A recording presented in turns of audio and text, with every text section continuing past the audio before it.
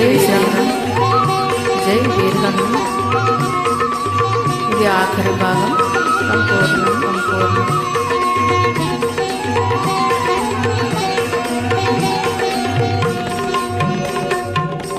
చూడమణి రాముడు గైకొని తన హృదయానికి చేసి హత్తుకొని మాటలు రాని ఆనందముతో ఆశలు నిండిన నయనాలతో హనుమా సీతను ఎట్లుగా చేతివి, ఎట్లున్నది సీత ఏమి తెలిపినది అని పలికిన శ్రీరామచంద్రునకు మారుతి తెలిపే తన లంకాయానము. శతయోజనముల వారధి దాటి లంకాపురమున సీతను గాంచితి. రాలు కరుగగా సీత పలుకగా నా గుండెల హృదాగ్ని రగులగా అసురుల గూల్చితి లంక దహించితి రావణునితో సంవాదము సల్పితి అని మారుతి తన లంకాయానమును రామచంద్రునకు విన్నవించెను. నిరతము నిన్నే తలచుచున్నది, క్షణముగ యుగముగా గడుపుచున్నది. 2 నెలల గడువు తీరక మునుపే వేగమ వచ్చి కాపాడుమన్నది. రామలక్ష్మణ సుగ్రీవాదులకు సీత క్షేమమని తెలుపమన్నది అని మారుతి తన లంకాయానమును రామచంద్రునకు విన్నవించెను. రామలక్ష్మణుల భుజముల నిడుకొని వేగమే లంకకు గునివత్తునని.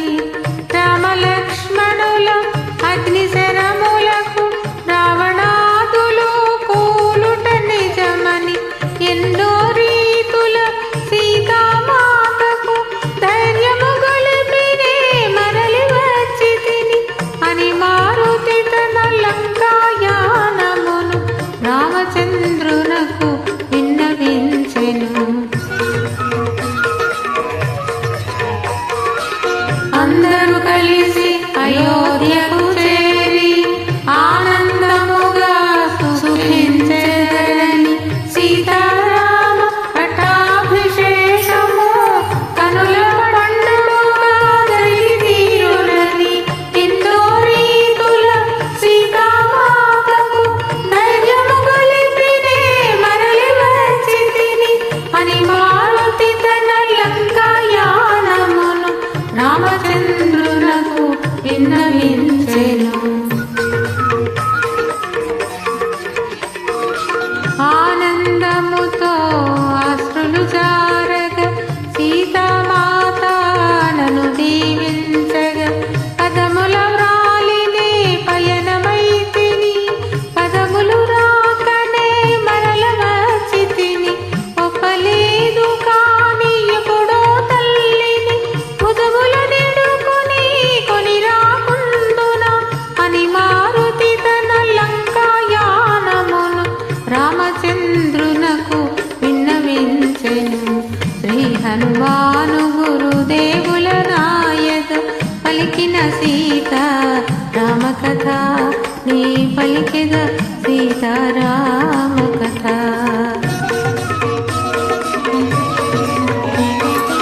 సీత క్షేమమును శుభవార్త నేడు మారుతి నాకు తెలుపకుండినా నేటి తోడవా రఘుకులమంతా అంతరించి ఉండెడిది కదా.